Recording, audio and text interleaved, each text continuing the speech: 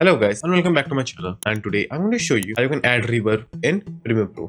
So firstly open up your Premiere Pro. So as you can see, I already have audio in my Premiere Pro timeline. Now in order to create a reverb, what you have to do is just simply make a cut where you want the reverb to start. Then just simply right click on that cut and click nest. Then click OK. Then just simply go inside your nested layer by just double clicking on that. Then duplicate this audio by simply dragging it downwards and extending it to its original size.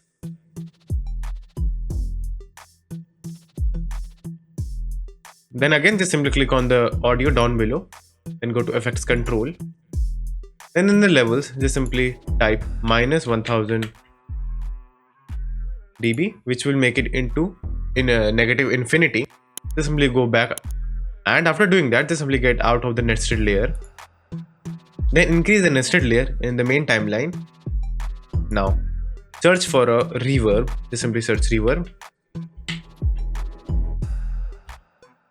In the section of reverb, you can choose any reverb of your liking. For me, I will just simply choose surround reverb.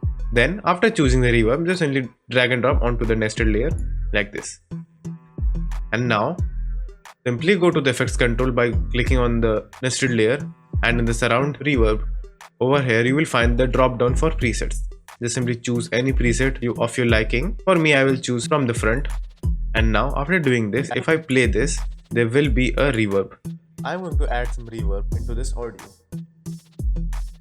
As you can see, there was a reverb. Thank you for watching. Do like and subscribe to my channel, and take care.